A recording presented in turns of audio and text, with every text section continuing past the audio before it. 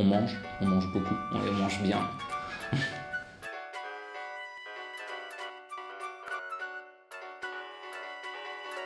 Donc je m'appelle Tristan Leroux, j'ai 23 ans, je suis informaticien, donc j'ai fait un master à Caen d'informatique et je travaille actuellement pour une start-up qui s'appelle Stoic. Donc le projet, c'était en fait une figurine voyageuse qui passe de main en main et dès que quelqu'un la trouve, il y a un QR code unique dessus et la personne peut la scanner et découvre toute l'histoire du personnage. Alors l'idée, ça vient d'un constat, c'est qu'aujourd'hui on adore partager, mais c'est beaucoup de technologie, enfin de virtuel, et le but c'était de ramener en fait l'objet au centre du partage. Donc on partage d'abord un objet qu'on découvre, et ensuite on découvre l'histoire et les personnes qui se cachent derrière. Donc actuellement notre projet est en pause suite au Covid, parce que le but de partager un objet est un peu compliqué avec la situation. Mais on continue, on a même créé la société et on a même gagné un prix national de jeunes entrepreneurs.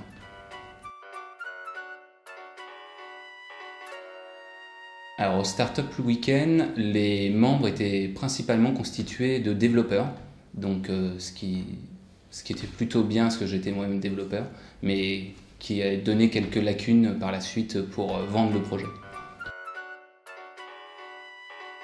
Donc, il y a 2 ans, l'événement a commencé par l'accueil de l'équipe avec différents membres et on a tous commencé à se rejoindre dans une pièce. Ensuite, on a commencé à faire connaissance avec différentes personnes et on s'est tous retrouvés dans une sorte d'amphi où on a pu chacun présenter un projet. En tout cas, ceux qui le veulent présentent leur projet.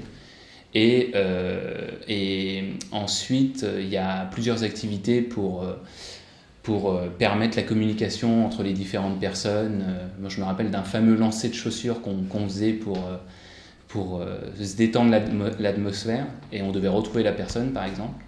Et ensuite, quand on a fini de parler des projets de toutes les personnes, on a des affiches et on doit donner des gommettes pour voter pour les projets qui nous intéressent. Et une fois que c'est fait, on nous annonce une dizaine de heureux élus qui vont pouvoir faire leur projet pendant le week-end. Et à partir de là, on commence à constituer les équipes. Donc si votre projet a eu la chance de se faire sélectionner, vous allez essayer de trouver différentes personnes, différents profils qui vous intéressent. Et si votre projet n'a pas été sélectionné ou vous n'avez pas présenté de projet, vous allez essayer de trouver une équipe qui vous convient. La plupart du temps, c'est sur celle que vous avez votée. Ensuite, au niveau du déroulé du week-end, il y a différentes activités avec différents professionnels.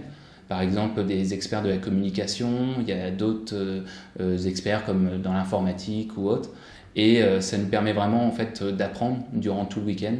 Vous allez aussi pouvoir aller voir les autres projets, pouvoir échanger avec eux, voir les difficultés que vous avez. Vous allez aussi pouvoir sonder les différentes personnes pour votre projet. Par exemple, aller dans des centres commerciaux, aller au centre-ville pour essayer de voir si votre idée plaît à des personnes. Donc il y a une activité que je me rappelle en particulier, c'était un blind test qui permettait justement pour les gagnants de dire à la combienième position ils voulaient passer, par exemple, quand ils allaient passer devant le jury. Et ensuite, il y a aussi les mentors qui viennent durant tout le week-end nous assister, donner des conseils, challenger le projet. Et il y a surtout le dimanche soir, vous allez passer devant tout le monde pour présenter votre projet, votre avancée pendant le week-end et ainsi avoir une chance peut-être de gagner un des prix du Startup Weekend. Alors, le Startup Weekend, ça a apporté beaucoup de choses. Déjà, ça permet de passer de la simple idée à déjà en fait, challenger son idée. Et donc, ça permet d'avoir les premiers retours, si on n'en a jamais parlé de cette idée. Et ça nous permet surtout de nous remettre en question. C'est est-ce que l'idée était bonne à la base? Qu'est-ce qu'il faut améliorer? Quelles sont les compétences de l'équipe qui sont maîtrisées, mais qui ne le sont pas aussi? Et donc ça permet vraiment d'être challengé. J'ai pu rencontrer énormément de personnes de différents mondes. J'ai pu aussi intégrer ILO 21 grâce au Startup Weekend.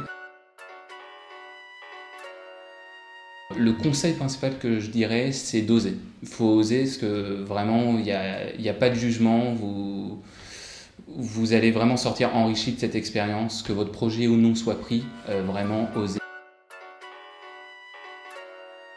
Actuellement, nous sommes totalement en développement sous-marin, donc il n'y a aucune façon de nous suivre, mais d'ici 2021, on aura différents projets que va faire justement notre société, et donc on pourra nous suivre sur différents réseaux.